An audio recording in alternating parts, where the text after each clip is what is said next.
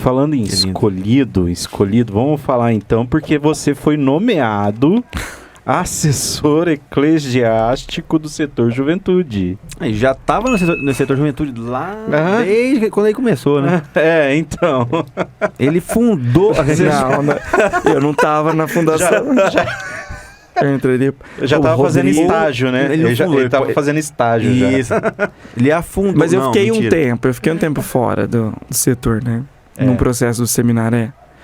Porque assim, eu participava do setor, quando entrei para o seminário, permaneci no setor.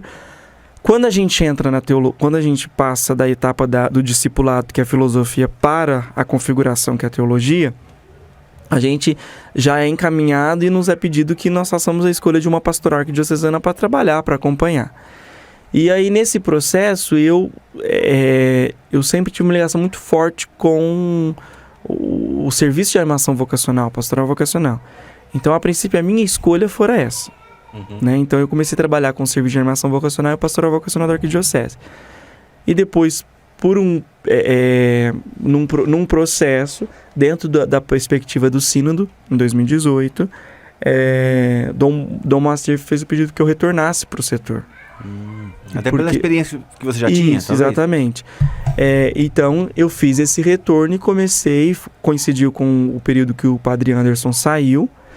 Nesse inteirinho, o Dom Moacir assumiu como assessor, e até então estava como assessor da juventude, desde quando o padre Anderson deixou. E você é assessor do assessor? Não, na verdade estava ali ajudando. Aí nós o Dom Moacir constituiu uma equipe executiva para coordenar os trabalhos, sobretudo nesse tempo de pandemia, que era o diácono Paulinho, o Vinícius Pet, o Arthur, que é o assessor leigo do setor juventude, e o Dom Moacir e eu. Então nós tínhamos a equipe, nós tentávamos ali coordenar o trabalho, mas o assessor, quem representava a juventude, era Dom Moacir, né? E aí depois, com a ordenação, ele sinalizou que... Ele só preparou. Que seria eu para acompanhar a juventude. Né, e você já tem objetivos, planos? Por exemplo, como equipe... Você já tapou na mão na massa? Como... Não, na verdade, tipo assim... concretamente, não teve nada ainda que fizesse, mas... como tinha essa equipe executiva, então existia... O pessoal falava que ia ficar como um padre assessor e tudo mais, nada que o Dom Moacir nunca, por exemplo, sinalizou de forma concreta que eu seria. Então ele foi muito prudente em contar isso. Existia uma equipe executiva. Então eu estava na equipe executiva. Enquanto equipe executiva, pensamos e trabalhamos alguns ideais para trabalho com o setor juventude. Então, nós criamos pistas de trabalho no final da jornada arquidiocesana da juventude em julho, que criamos pistas de trabalho que seria 2021 e 2022 para realizar. Então, quer dizer, já tem algumas coisas que estão sendo colocadas em práticas e outras que têm que ser colocadas. Mas existe, por exemplo, esse desejo de renovação que é necessário, esse desejo de mudar a mentalidade do jovem, porque existe muita mentalidade. E no meu modo de ver, tem que se ter, por exemplo, quero ter um grupo de jovens aos modos antigos. Tem possibilidade? Tenha. Ótimo. Mas a grande realidade hoje já não é mais essa. Então, por exemplo, como que a igreja vai ter um rosto jovem? Quando você fala daquele grupo antigo, é tipo, todo sábado, às Exatamente. 19... Vai lá falar de amizade. Então entra, faz momento mariano, faz encerra. É aquilo. E muitos grupos ainda se sustentam assim. Então, se tem condições... Se funciona, ótimo, maravilha. Mas muitos a gente percebe nas partilhas que patinam, não consegue, tem poucos jovens. Não que quantidade vá dizer alguma coisa. Mas você percebe assim, porque já não é mais não toca, não agrega. Então precisa de algo novo. E aí eu penso assim, quando a gente vai pensar, eu preciso de modos de reunir jovens de forma diferente. Então, quer dizer, com isso a Cristo Vive deu muitas sinalizações, arte, dança, música, trabalho social, o jovem tem que estar inteirado com isso. E, ao meu ver, eu penso tipo assim, como que a igreja vai ter um rosto jovem? O jovem tem que estar inserido em todo o processo da comunidade. Então o jovem tem que estar na liturgia, tem que ser ministro da Eucaristia, o jovem tem que estar no conselho administrativo. É isso aí. O jovem tem que estar em tudo. É assim que a igreja vai ter um rosto jovem. E o jovem tem que se sentir participante, membro ativo. Porque é muito fácil, e ao meu ver, quando a gente cria um grupo jovem, a gente segrega. Você fica no teu cantinho que você não me deu trabalho, não me dá trabalho, e você faz o teu grupinho aí, tá bom? E aí, quando ele vai ser chamado? Quando precisa de mão de obra escrava.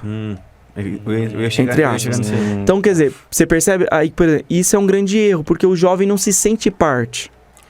Não se sente, por exemplo, ele vê as pessoas fazendo tudo e ele não está. Então, eu penso que o jovem hoje na paróquia, para a paróquia tenha um rosto jovem, que tenha uma juventude, não necessariamente ela tem que ter um grupo, mas ela tem que fazer de tudo para inserir os jovens em todos as pastorais, movimentos, serviços que ela comporta. E o jovem tem que liderar o jovem? Porque eu vejo, eu não sei fora de Batatais, mas eu vejo, por exemplo, nos nossos grupos. Sempre os mesmos estão ali na coordenação. Aí sempre aquele discursinho assim, porque o jovem não quer. Mas eu vejo uma coisa assim, ó. O Papa Francisco fala muito isso, o jovem evangeliza o jovem. Então enquanto tem um negro lá de 35, 40 anos lá na frente falando, não vai atrair os jovens de 15, 16 pra sentar, pra escutar. Não vai. Porque não fala a linguagem. Entendeu? Por isso que, tipo assim, é que você percebe.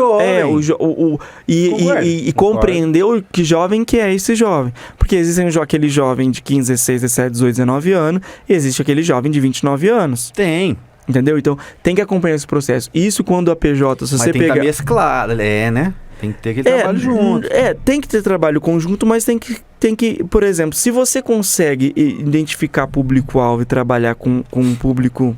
Tipo assim, vou trabalhar com um público de 15 a 19, faça. E vai trabalhando de forma diferente. Tem essa possibilidade. Senão o jovem ser inserido. Então, por exemplo, o jovem que saiu da catequese do Crisma, quer dizer, se a paróquia preparou ele bem, naturalmente ele está preparado para todo e qualquer pastoral movimento. E quantos saem? Eu fico imaginando, nossa, dá pra montar um grupo de jovens por ano. Mas você percebe, por exemplo, você percebe a nossa falha enquanto igreja, porque às vezes o discurso, jovem sai, mas sai sem responsabilidade. Então, quer dizer, a crisma deles não foi boa. Porque se eles foram catequizados... A formação não valeu. Então, quer dizer, se eles foram catequizados como deveria, ele está preparado para agir e atuar em todo e qualquer pastoral, de acordo com o dom que ele tem. Quando eu falo de mesclar, é justamente isso. Porque, assim, uma coisa é o jovem falar com o jovem no momento de oração ali, de momento de jovem. Outra coisa é a inserção, assim, ler, ser ministro... ser acólito, cantar. E daí tá junto, sim. Entendeu? Mas aí, por exemplo, a própria proposta da igreja como renovação eclesial. O que o Papa propõe hoje e que era o pensamento de Dom Joviano na época com o projeto Sim, que foi tão execrado por conta de que às vezes aquela igreja que é pensada e nós não conseguimos ser, ao invés de eu apoiar ou rezar, eu vou criticar porque eu não consigo ser. Que é aquilo que eu falei do Diácono Francisco. Porque quantos que criticam o trabalho do Diácono Francisco? Porque não faz. Exato. Não consegue. E geralmente, quem fala mal, quem reclama é quem não faz. Sempre assim. Então, quem reclama é quem faz menos. Eu quem fico faz assim, mais quando eu vejo alguém criticar, por exemplo, um trabalho como o Diácono Francisco e de outro, eu já fico com um pé meio assim, porque eu penso eu falo assim, nossa, porque mas porque ele é um pecador como nós. Claro. Quem faz igual ou faz mais, Vini, não fala dos outros. Exato. Não faz. Então, fala. Aí você percebe assim, nesse sentido, quer dizer, quando se a igreja está acompanhando esse processo de renovação eclesial, já é esperado que à frente das pastorais movimentos é alguém que tem essa renovação em mente. Mas às vezes tem estrutura caduca. Eu já tenho uma paróquia para participar, para eu ser diácono permanente. Vou ter que ir lá para a paróquia do Vini. Falar nada, você não. Tem que ir lá para a paróquia do Vini. Então, quer dizer, nós temos que ter isso. Essa proposta de renovação é importante. Porque se a gente acolhe a proposta do Papa Francisco de renovação eclesial, a gente vai entender que não vai ter dificuldade de um jovem estar inserido no meio de pessoas de outras idades, porque estão renovados eclesialmente. É isso. Mas como a gente tem dificuldade dessa renovação, é sempre bom deixar os mesmos. E às vezes as pessoas não largam porque elas têm medo de como elas vão ser igreja, porque elas dependem daquilo. Tem gente que depende do cargo para ser igreja.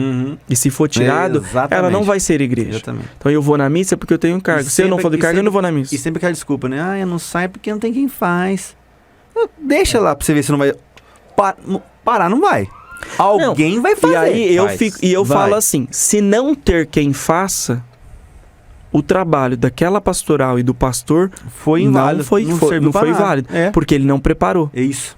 Quer dizer, há uma diminuição de pessoas que queiram responder. Existe, naturalmente. Quer dizer, porque as pessoas, elas foram, dentro daquilo que era exigido pela fé, elas foram afastando. Não afastando porque a igreja não sabia acolher, não, porque elas não se identificaram mais com aquilo que nós fazíamos, que era a proposta do cristianismo. Então, por isso, se afastaram. Né? Então, aí a gente tem que pensar, diante disso, se não há quem faz, então a sua pastoral, o seu movimento, a sua paróquia, não fez o trabalho que deveria. Não fez certo. Porque se fizesse, teria quem assumisse. É isso. Legal. Penso nisso.